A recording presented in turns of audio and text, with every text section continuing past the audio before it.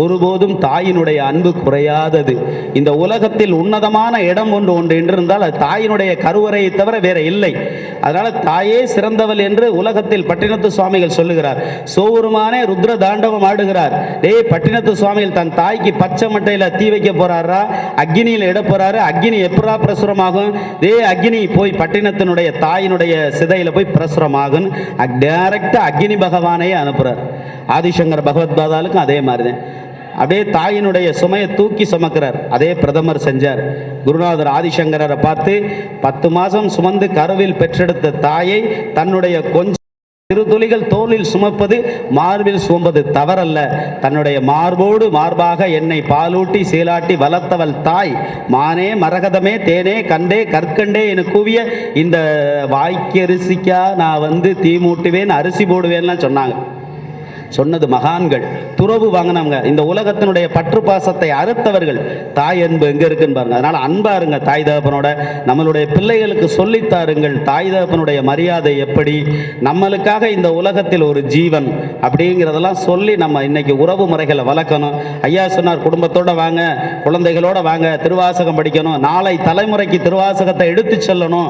குழந்தைகள் எல்லாம் எடுத்து செல்லும் போது திருவாசகம் படிச்சுட்டு அந்த பழக்கம் ஒழுக்கம் நல்ல வழியில செல்லக்கூடிய தர்ம நீதி நெறி ஆன்மீக பழக்கம் வந்துருச்சுன்னா தவறு செய்வதை தோணாது, தவறு செய்ய நம்மளுக்கு மனம் வராது. இப்படிலாம் செஞ்சு நம்ம வெளிநாட்டினுடைய கவிஞர்கள் ஈசனிடம் இயேசுவை கண்டார் அப்படின்னு சொல்றாங்க. அது மாதிரி நம்மளுடைய தமிழ் திருமுறையோட இந்த கந்தசாமி பிள்ளை அவர்கள் அந்த அடைக்கலப்பத்தில் ரமணர் மாதிரி அதில் இருக்கக்கூடிய நெய்வேத்திய பிரசாதத்துக்கு சொல்லக்கூடிய தமிழ் முறையில் தீர்த்தம் கொடுத்து நெய்வேத்திய பிரசாதத்துக்கு தண்ணீர் விக்கினேன் விதியின்மையால் என்று சொல்லக்கூடியதெல்லாம் இறைவன் கொடுத்த பிரசாதம். இப்போ ஐயா சாப்பாடு ரெடி பண்ணியிருக்காங்க, அது சாப்பிட்டு செரிமானமாகி அந்தந்த பார்ட்ஸுக்கு கொண்டு சென்றுச்சுன்னா அது நல்லா இருக்கு நமக்கு. அப்போ அதுதான் இது, அது சரியில்லை, விக்கல் வந்துச்சு, அது எதனால? விதியின்மையால் எழுதுறாரு. அத ரமணர் இந்த உலகத்துக்கு சொல்றார். ரொம்ப விரும்பி படிச்சது. அதோட இந்த லத்தீன் மொழி கற்றவருக்கு மாவடு வண்ண கன்னி பங்கா சொல்றார். கூவிடுவாய் கும்பிடிக்கே உனக்கு ஆளானாய். அதாவது என்னன்னா, மாவடு அன்ன கன்னி யாரு? மீனாட்சி அம்மையை சொல்றார். இந்த மாவடுவை நீங்க பிளந்தீங்கன்னா அது மீனாட்சி அம்மன் போல கண்களா இருக்கான். அவங்க இந்த உலகத்தை காத்து ரட்சித்து ஆளக்கூடிய தன்னுடைய அந்த அர்த்தநாரீஸ் கோலத்தை அம்பாளுக்கு கொடுத்து ஆட்சி செய்தவனே, நீ எனக்கு இன்னொரு பிறவி கொடுத்தா தாயினுடைய கருவறைக்கு போகாம உன்னுடைய திருவடியில சேர்த்துக்கன்றாரு. இந்த 2 வரி எனக்கு போதும், இன்னொரு பிறவி வேண்டாம், அந்த வரியை விட்டுருங்கிறார்.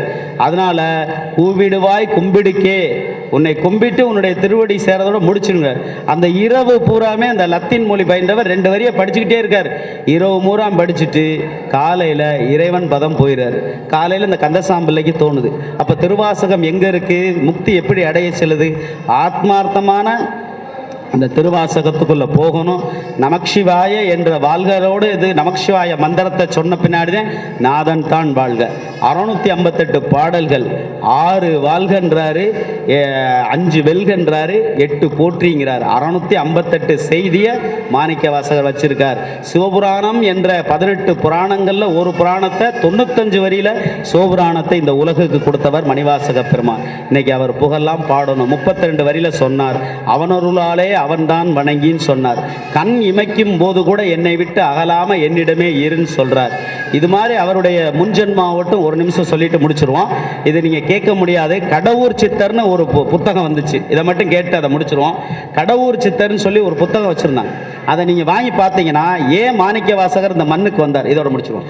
மாணிக்க வாசகர் இந்த மண்ணுக்கு ஏன் வந்தார் அப்படின்னு சொல்லும் போது, அம்பாள் மானசோர் நதியில அம்பாளுக்கு குருதீட்சைக்காக சில பாடங்கள் எடுத்துக்கொண்டிருக்கிறார். ஆசிரியர் மானாவுக்கு எடுக்கிற மாதிரி சிவபெருமான் பார்வதி தேவிக்கு பாடம் எடுத்து கொண்டிருக்கிறார். அந்த பாடம் எடுத்து கொடுக்கும் போது அம்பாள் மானசரோவரில் துள்ளி குதிக்கின்ற மீனாக அந்த ஓடி விளையாடுகின்ற மீன் மேல தன்னுடைய சிந்தையை செலுத்துகிறாள். உடனே சுவாமி முடிச்ச பிறகு அவமானப்படுத்துற மாதிரி இருக்கேன்னு சொல்லி கேட்கிறார். தான் பாடம் சொல்லிக்கிட்டு இருக்கும்போது இன்னொரு பெஞ்சில் திரும்பி பார்த்தா வாத்தியாருக்கு எப்படி கோபம் வருமோ அது மாதிரி நான் சொன்னதை திரும்ப சொல்லுங்கிறார். ஐயோ, இந்த மானசரோவரமில் மீன் விளையாட துள்ளி குதித்த அழகான மீன்களை ரசித்து கொண்டிருந்தேன் சுவாமி அப்படின்னு சொல்கிறான். அப்போ மீனவர் குலத்தில் நீ பிறக்க கடவாய், சுருக்கமாக சொல்லி முடிச்சு மீனவர் குலத்தில் போய் பிறந்துருன்னு சொல்கிறார். அம்பாள் மீனவர் குலத்தில் பிறந்தாச்சு. உத்தரகோச மங்கைன்ற ஒரு ஊர் உருவாகணும். 1000 சுவாமிகள் சிவஞான போதம்ன்ற ஒரு ஆகம விதி நூல்களை காப்பாற்றணும். அதில் ராவணனுக்கு மண்டோதரிக்கு ராவணனை விட காலையில் ஆதித்ய கிருதம் வந்தால் கூட சொன்னாங்க, ராவணன் ஒரு பெரிய சிவபக்தன், பிறன்மனை நோக்குங்கால் அவருடைய அந்த பக்தி கொஞ்சம் பின்வாங்கிருச்சு. அப்போ மண்டோதரி ராவணனுக்கு முன்னால் உத்தரகோச மங்கை தியானம் பண்ணான். அதனால உனக்கு ஏற்ற பெண் அப்படின்னு சொல்லி சுவாமி கனவுல போகிறார். சுந்தரமூர்த்தி சுவாமிக்கு எப்படி கனவுல போனாரோ அது மாதிரி நம்ம ஆத்மார்த்தமாக சுவாமிகிட்ட இருந்தோம்னா எல்லாத்துக்குமே நமக்கு வருவார். சேவகனாக வருவார், இல்லத்துக்கு எடுபடியாக வருவார், கருணாமூர்த்தி எல்லாத்துக்கும் வருவார். ஒரு குழந்தைகிட்ட நம்ம ஒரு பொருளை கொடுத்து எப்படி ட்ரீட் பண்ணுதோ அது மாதிரி சிவபெருமான நாம் ட்ரீட் பண்ணுற விதத்தில் நம்மகிட்ட நிச்சயமாக வருவார். வரலைனாக்கா வரமாட்டார். நம்மளுடைய நம்பிக்கை வைக்கணும். இந்துக்களுடைய கடைசி நம்பிக்கை அதுதான் ஆத்மாவினுடைய நம்பிக்கை. கண்ணதாசன் இப்படிப்பட்ட அந்த இடத்துல அந்த அம்பாளுடைய அனுகிரகத்தை தெரியப்படுத்தணும்னு சொல்லி இவர் மீனவர் குலத்தில் பிறந்திருக்கும் போது 999 சிவனடியார்களை முனிவர்களை அந்த அக்னியில் ஸ்புடம் போட்டு மாணிக்க வாசக பெருமானை மட்டும் 1000ல் ஒருவனோன்னு கேட்டார். 1000ல் ஒருவன் மணிவாசக பெருமான் தான். இன்னைக்கு 999 அக்னியில் கைலாயத்துக்கு போ, உனக்கு அந்த போகிறதுக்கான பாக்கியம் இல்லை. ஏதோ ஒரு புண்ணியம், ஏதோ ஒரு கர்மம் உன்னை தடுக்குது. பிறந்து வரக்கும்போது யாமே ஆட்கொள்வோம். அதே ஆவடையார் கோயிலில் இவர் அதே போல இருந்து அப்பாண்டி நாட்டை சிவலோகம் ஆக்குவித்த அரிவர்த்த பாண்டியனுடைய முன் ஜென்மாவில் கைலாயத்துக்கு இவர் அழைச்சிட்டு போகிறார். மாணிக்க வாசகர் நந்தியம்பெருமானாக அங்கே அவதாரம். அப்போ அவதாரம் பண்ணும்போது இவர் போகும்போது குதிரை காலடியில் கைலாயத்தில் இருக்கக்கூடிய பொன்னையும் செங்கோலையும் கொண்டு வந்துடுறார். அப்போ இறைவன் நீ போனால் போகுதுன்னு சொல்லி நந்தியம்பெருமான்கிட்ட விட்டுறாரு. கடனை வசூல் பண்ணக்கூடிய காலம் ஒரு நாள் வரும். நிச்சயமாக சிவபெருமானுக்கு போகும்போது கூட கோவிலுக்கு போனால் ஒரு தடவைக்கு மேலே சிவனுடைய சொத்து திருநீரையும் இன்னொரு தடவை வாங்கக்கூடாதுமாங்க. சிவன் சொத்து குலநாசம். அதனால் அங்கேருந்து கொண்டு வந்ததை நம்ம சிவன்கிட்டருந்து நாசம் பண்ண ஐயா கூட காலையில் சொன்னார், கோவில் சொத்துக்கள் இப்பெல்லாம் போகுதுன்னு. அதெல்லாம் இறைவன் ஒரு கணக்கு வச்சிருப்பார். எங்கே அரசாட்சி பண்ணுவர்களும் அமைச்சு பணியில் இருக்கவர்களும் யார் எதை சிவன் சொத்து கோயில் சொத்து அறநிலைத்துறை எடுத்தாலும் நிச்சயமாக இறைவன் ஒரு கணக்கு போட்டு அதை வாங்காமல் விட மாட்டார். அரிவர்த்தர் பாண்டியன் முன் ஜென்மாவில் குதிரை காலையும் இடுப்புலையும் கட்டி கொண்டு வந்தார். கரெக்டாக அதுக்கு வட்டி முதலும் கேட்டு குதிரை வாங்கணும் சொல்லி மாணிக்க வாசகர் அனுப்புகிறார். 12,000 கோடி பொற்காசுகளை கொடுக்கிறார். ஜென்மாவினுடைய கை குழந்தையாக சோருமானே வரணும் சொல்லி மண்டோதரி அங்கே இலங்கையில் தவம் இருந்தார். பூரணாகதி கொடுக்கும்போது குழந்தையா தவழ்றார். தவழும் போது அக்னி இங்கே சுடன்படும் அப்படின்னு சொல்றார். எப்ப சுடன்படும்? ராவணன் என்னை தீண்டும் போது அக்னி இங்கே எரியும், கொழுந்து விட்டுங்கிறார். அதே மாதிரி இலங்கையில் அக்னி தீப்பத்தி எரியக்கூடிய சூழ்நிலை வரும்போது ராவணன் இந்த குழந்தையை தொட்டு கொஞ்சுகிறார். இங்கே உத்தரகோச மங்கையில் தீப்பத்தி எரியுது. 999 போயிடுறாங்க. மணிவாசக பெருமான் 1000ல் ஒருவராக ஆகம விதியை காப்பாற்றுகிறார். குளைத்த 10 இதே வைகை ஆற்றில் பார்க்கும்போது குளைத்த 10 படிக்கிறார்.